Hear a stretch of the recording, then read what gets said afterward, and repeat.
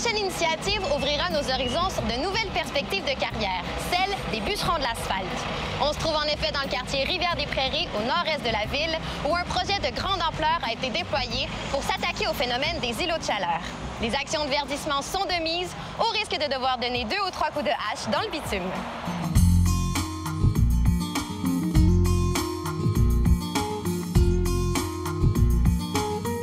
Depuis 2015, le projet îlot mène avec une quarantaine de partenaires locaux une importante opération de lutte aux îlots de chaleur dans 5 arrondissements de l'Est de Montréal. Un territoire qui couvre plus de 50 km² de superficie et qui touche environ 220 000 habitants. Une centaine de projets ont vu le jour, verdissant un à un les cours d'école, ainsi que les terrains d'entreprises, d'institutions publiques et d'immeubles à logement.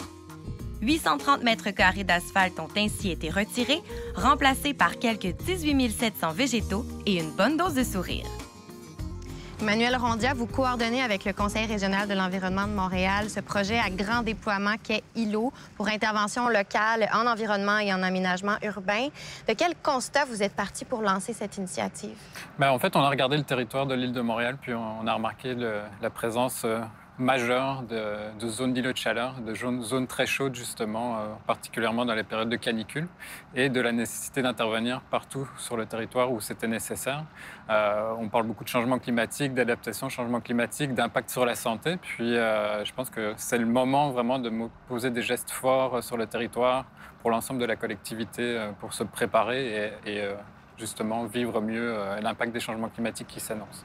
Et vous avez volontairement ciblé un territoire justement qui est moins choyé par les opérations de verdissement. Une vaste superficie quand même, c'est 5 arrondissements qui sont concernés. Est-ce qu'il y a des particularités du territoire que vous deviez prendre en compte dans le déploiement du projet? Bien, en fait, l'idée, c'était vraiment de quand même choisir un territoire assez grand, avec une diversité de secteurs, aussi bien du secteur habitation, secteur industriel, commercial. On a des grandes emprises aussi, donc il y a l'autoroute 25 qui traverse le territoire, la 40.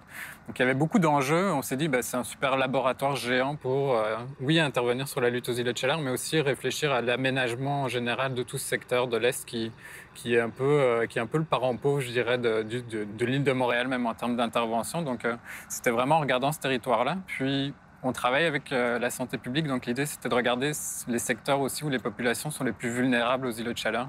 Quand on parle de populations vulnérables, c'est les enfants, les personnes âgées, les personnes qui ont déjà des maladies cardiaques et autres. Et donc en superposant en fait nos cartes d'îlots de chaleur et de populations défavorisées, on a vraiment vu que le corridor de la 25, comme on peut l'appeler, était vraiment un secteur sur lequel il y avait un besoin pressant d'intervention. Marie-Josée Hamel, on se trouve présentement dans la cour de l'école Fernand-Gauthier, qui est une école de quartier qui accueille d'une part une clientèle dite régulière, mais aussi une clientèle qui présente des troubles du spectre de l'autisme. Et vous faites partie de ceux qui participaient cette année au projet îlot avec un plan de verdissement de la cour d'école. Qu'est-ce qui vous a motivé à répondre à l'invitation du CRE de Montréal? En fait, on était très heureux d'être approchés par le CRE parce que, vous savez, on veut toujours ce qu'il y a de mieux pour nos élèves, hein?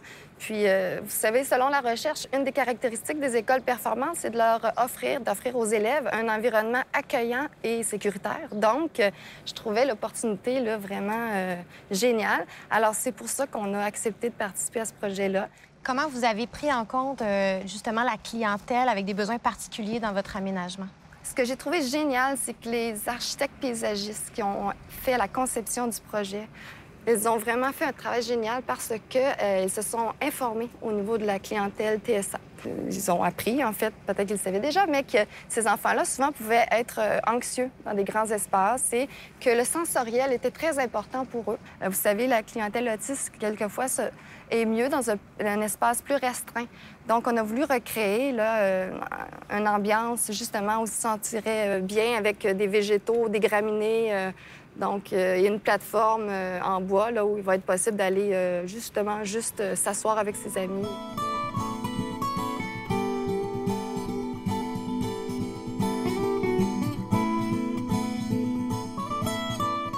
Et puis j'imagine qu'on ne verdit pas une cour d'école de la même façon qu'on verdit une cour arrière d'un édifice à logement ou encore une devanture d'entreprise. Il doit y avoir quand même des paramètres qui doivent faire partie du plan.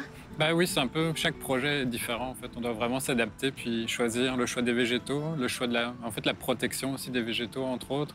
Par exemple ici la présence de plateformes en bois crée justement des espaces qui vont assurer une pérennité des arbres dans un espace peut-être plus en mouvement qu'un avant d'entreprise dans un secteur industriel. Parce que c'est ça, on pourrait pas faire ce qu'on veut puis dire on enlève tout l'asphalte. Il y a des enfants qui seraient malheureux de ne pas avoir leur espace de jeu de ballon, j'imagine. Et là, 2 ans et demi plus tard, est-ce qu'il y a déjà des observations que vous êtes en mesure de faire sur les effets bénéfiques du projet? Bien, je dirais, c'est sûr qu'on l'effet sur les îlots de chaleur va s'observer dans les prochaines années. Les arbres qu'on plante sont pas à maturité encore, mais on observe déjà beaucoup la réappropriation des espaces. Donc le volet social du verdissement et de l'aménagement est comme apparu assez rapidement dans les projets, même dans la phase, je dirais, de planification des projets où les gens voulaient être impliqués, donner leur avis, puis amener leur touche personnelle dans le projet. Et Marie-Josée Hamel, les élèves retrouveront sous peu leur cours d'école un peu différente de celles qu'ils ont laissées en juin avant les vacances. Quelles sont les retombées que vous espérez observer avec cet ajout de végétation? Vous savez, on a une mission éducative, donc c'est l'occasion idéale, en fait, pour les sensibiliser les élèves, tout le personnel, en fait, à ce magnifique projet et aux îlots de chaleur. Et donc, profiter de l'occasion pour peut-être faire appel à l'écoquartier qui pourrait venir faire des ateliers dans les classes, former les élèves aussi pour qu'ils entretiennent les végétaux, les plates-bandes, parce qu'on en a quand même beaucoup à l'école. Donc, je crois que ça va être juste bénéfique pour nos élèves. Marie-Josée Hamel, Emmanuel Rondia, merci beaucoup de nous avoir reçus dans cette cour d'école. Merci. Plaisir, merci.